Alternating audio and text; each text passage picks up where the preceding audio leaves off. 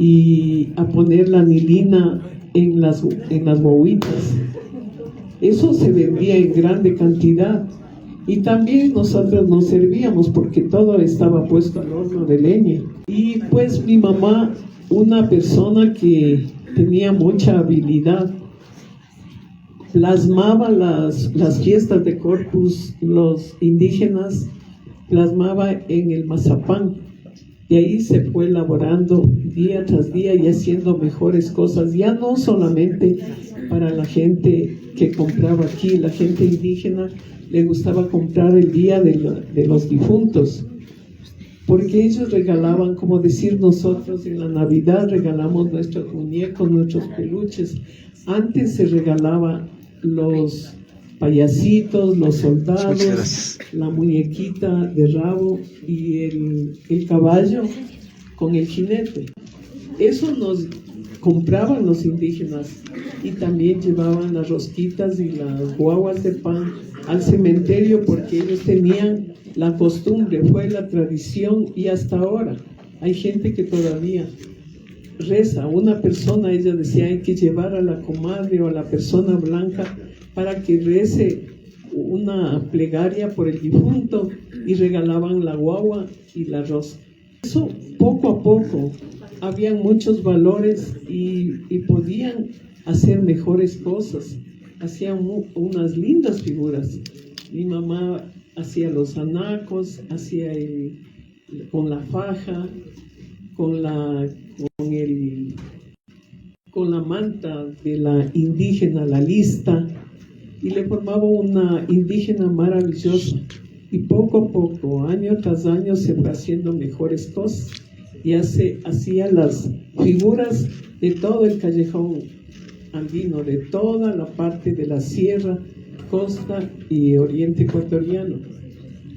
Y los señores extranjeros venían prácticamente en el tiempo de los finados porque les gustaba venir a ver cómo la gente de Calderón sacaba sus figuritas para vender. Eso daba lugar a que nuestros padres nos hacían trabajar desde agosto, septiembre y octubre, y en noviembre sacábamos las figuras para que de esa manera nosotros entráramos a la escuela y nos compraban ya los zapatos, los mandiles, los útiles, porque nosotros colaborábamos desde muy pequeñitos. Yo recuerdo desde 6 años nosotros ya nos sentábamos a la mesa a hacer nuestros muñequitos. Y gracias a Dios que hasta, unos años antes yo todavía trabajaba. Lógicamente que hasta ahora nos ha dejado secuelas, ¿no?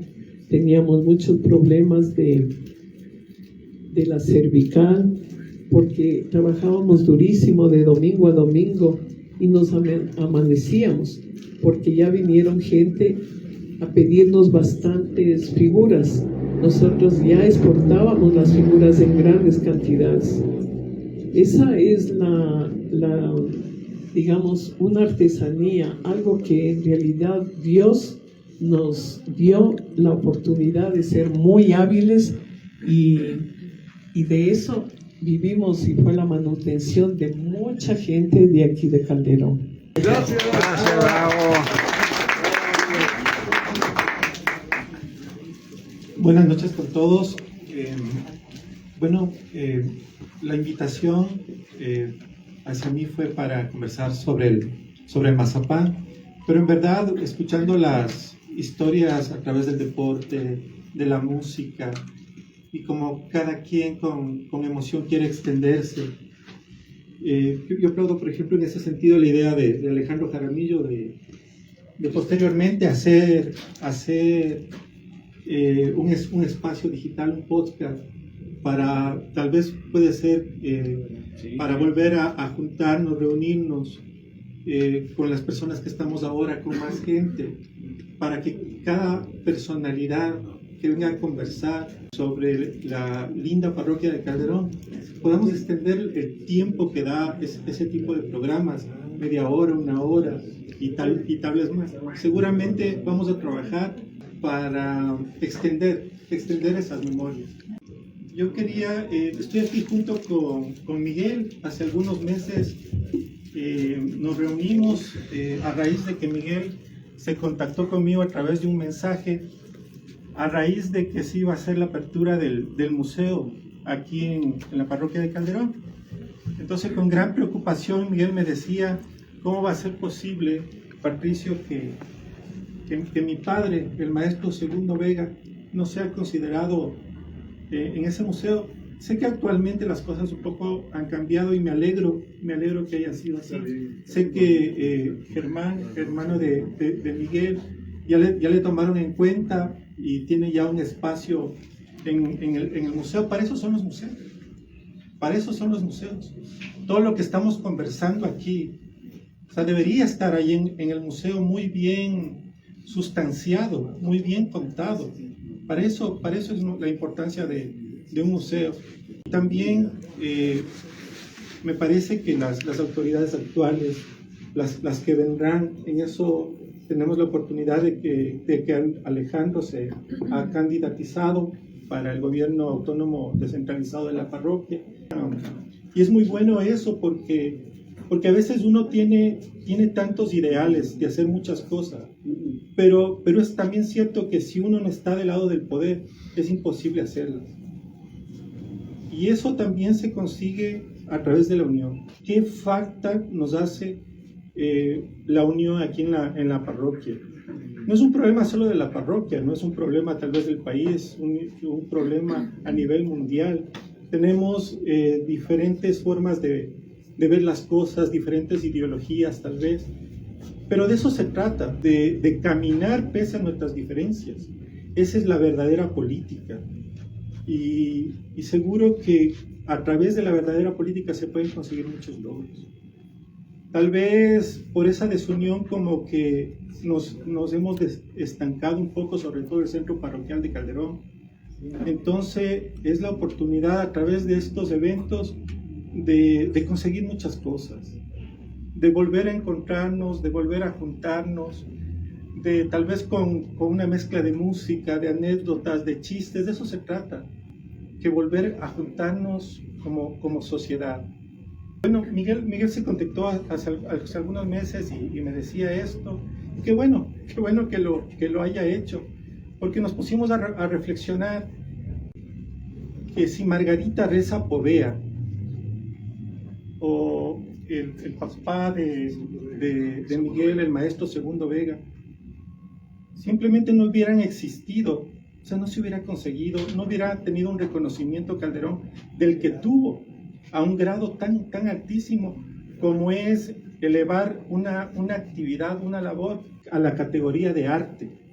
Y no solo aquí en el país, mucha gente de afuera que llegó a conocer las maravillas que se llegaron a hacer aquí en la parroquia de Calderón lo dicen y lo señalan. Sobre todo las figuras artísticas de mazapán, los tallados de madera. O sea, creo que a nadie le dicen maestro porque sí, ¿no?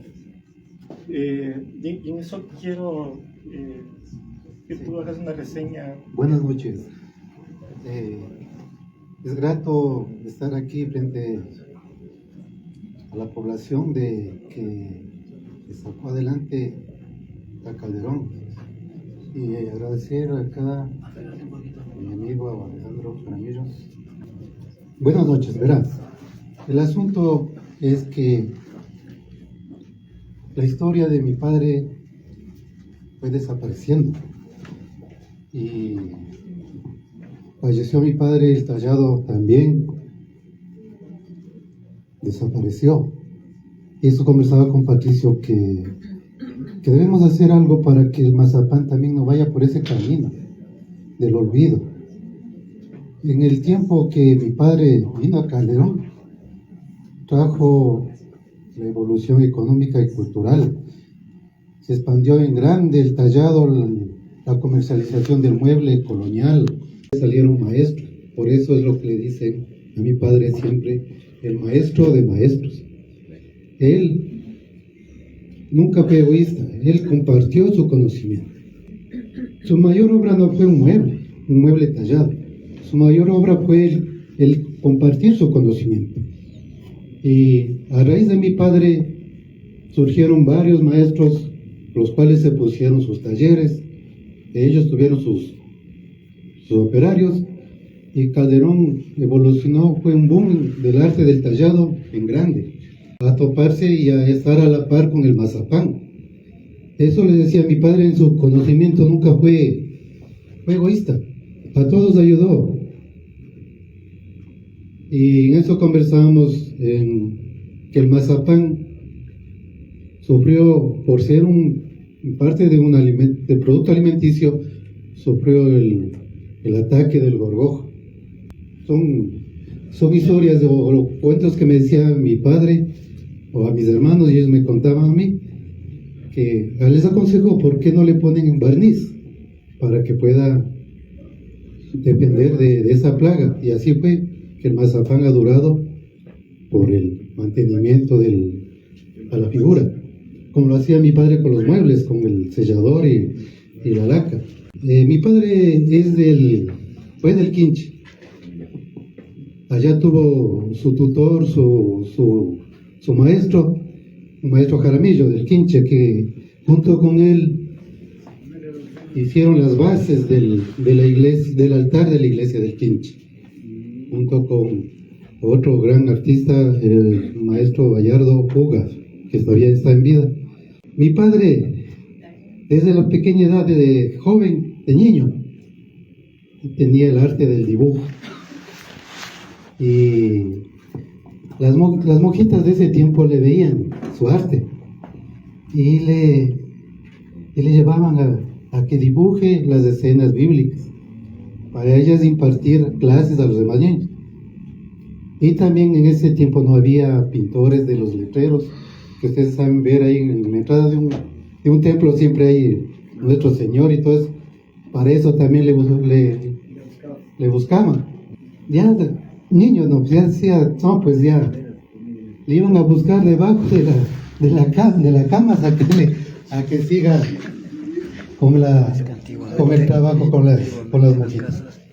A mi padre viajó a Quito, se especializó en la Escuela de Bellas Artes, en la Escuela Nocturna.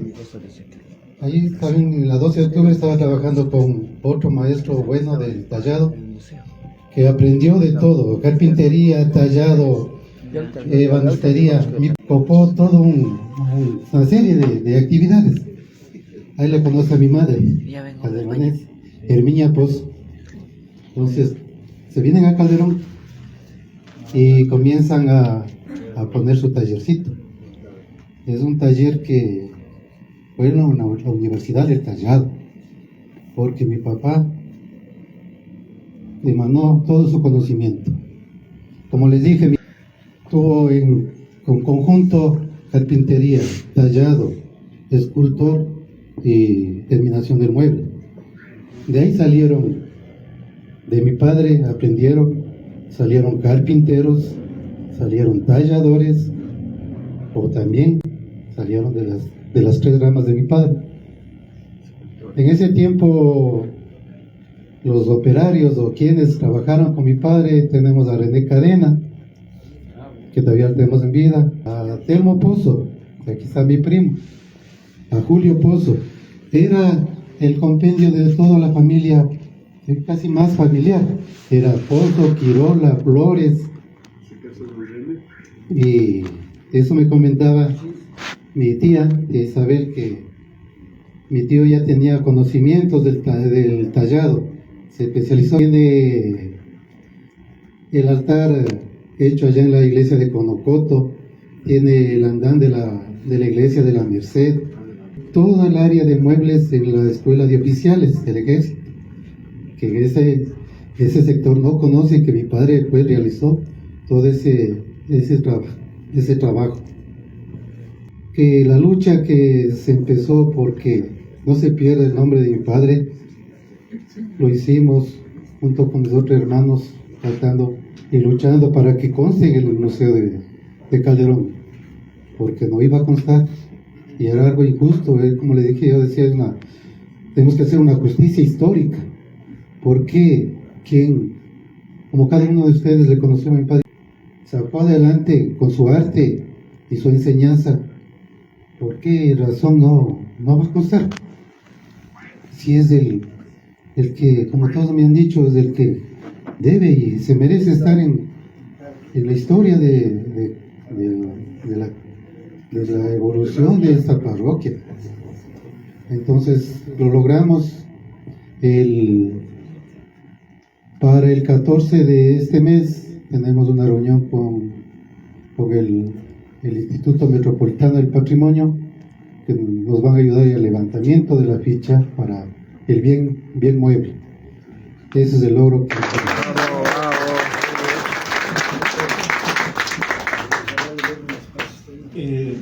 de igual manera, el contacto que nosotros tenemos justamente son a quienes tienen la potestad de hacer ese trabajo, que son los institutos patrimoniales del país. Como hablaba Miguel, es el Instituto Metropolitano de Patrimonio y el Instituto Nacional de Patrimonio, más no la Asamblea Nacional, que tuvo la intención hace algunos años de declarar al Mazapán, aunque no le corresponde, como patrimonio cultural intangible del país. La verdad fue algo apresurado, sin la investigación debida, un acto politiquero más que política. La política es algo más puro. Lo que les puedo decir es que le escuchaba, por ejemplo, a don Renato Barros, que está haciendo una investigación por esta memoria musical de la parroquia de Calderón.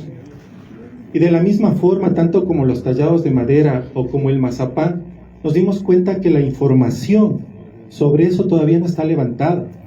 En pocas líneas es algo que se ha venido repitiendo año tras año.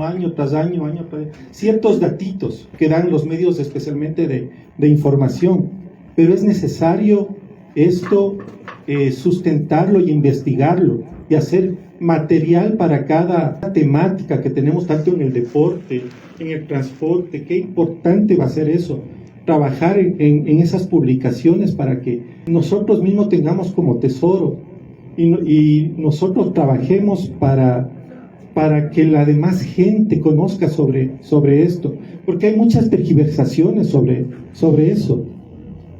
Y cuando se cuente esto bien, vamos a poder incluso rescatar, porque en el caso del mazapán, desde hace más de 30 años no se está haciendo mazapán en la parroquia de Calderón. Falleció mi abuelita en 1988 y esto quedó desierto. Nunca se juzga, por ejemplo, que haya una última generación de artesanos que hayan tenido el derecho a tratar de retomar una actividad. Lo que han hecho es de una manera muy torpe, ¿no? Porque lo quisieron y muy equivocada. Desembocar el mazapán en algo que nada tiene que ver con el mazapán. Están utilizando un material que es el porcelanicrón, la porcelana fría.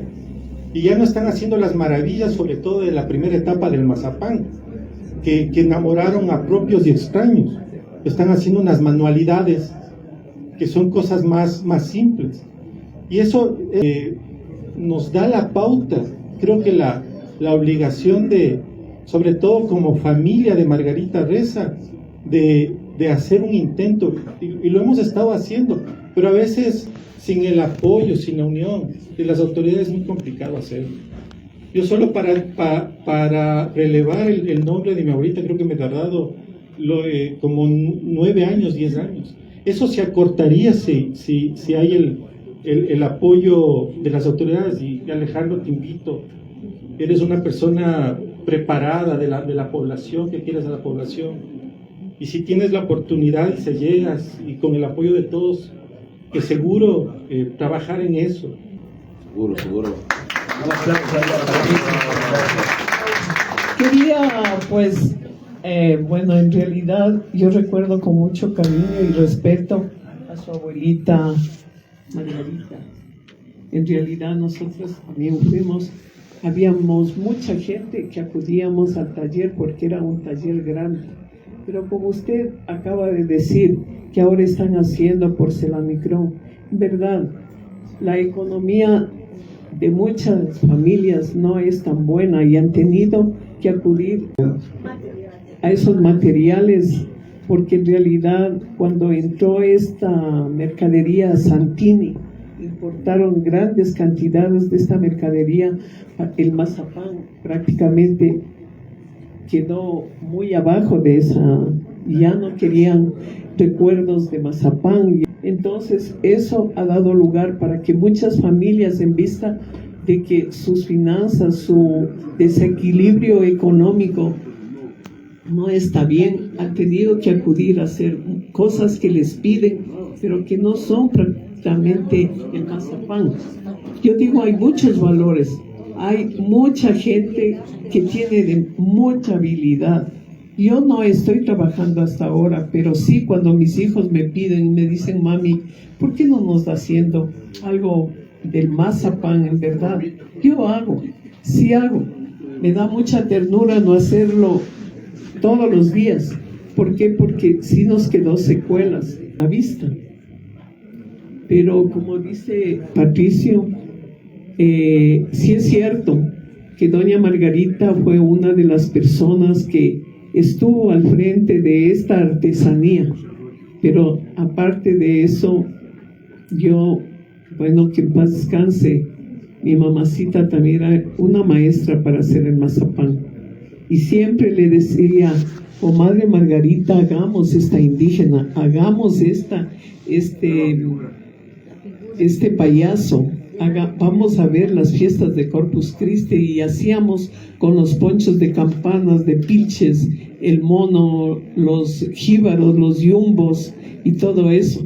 Entonces empezaron a plasmar, había gente muy hábil, y les digo, modestia aparte, yo también soy una de las personas que me gustaba hacer todo lo que era lo de los indígenas de todo el callejón interandino.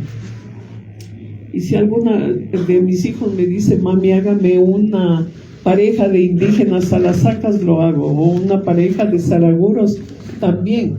Hay valores, hay muchos valores escondidos. Hay mucha gente que trabajó, pero duro, trabajamos durísimo, pero sí sabemos todavía qué es el mazapán. Así que Patito, yo sé que su mamá también es una verdadera artista, con ella he trabajado, yo conozco que ella hace muy lindas cosas en realidad, y hay personas también que están haciendo, porque si usted se pone a vender una pareja de indígenas, una persona de aquí de Calderón no le compra, o una persona que viene del extranjero. Cuando hubo la dolarización, esto fue el problema. Nosotros tuvimos mucha gente que venía de los Estados Unidos, de Alemania. Yo tuve gente que venía a comprarme en mi taller. Yo no tuve nunca un local, un almacén para exhibir mis cosas, porque yo tenía bastante trabajo. Pero ellos eran los que compraban. Cuando hubo la dolarización, ellos ya no quisieron venir, mis clientes. Fue para ellos imposible. Se dedicaron, me dijo el señor, el que era mi cliente, el más grande, que ellos se van a Bolivia, al Perú, a todos los países que les vendían en pesos o una moneda más cómoda, en verdad. En cambio al Ecuador ya no podían venir a comprar. Pero yo digo, en realidad, si yo me pongo a hacer parafinados, les invitaría a todos que me vengan a comprar una pareja de indígenas salasacas o una pareja de indígenas saraguro, una chola cuencana, una cañareja. Y hay cosas hermosas que se ha podido hacer o se puede hacer. Pero el día que yo haga, les voy a invitar a todo el grupo de aquí que están aquí a que vengan.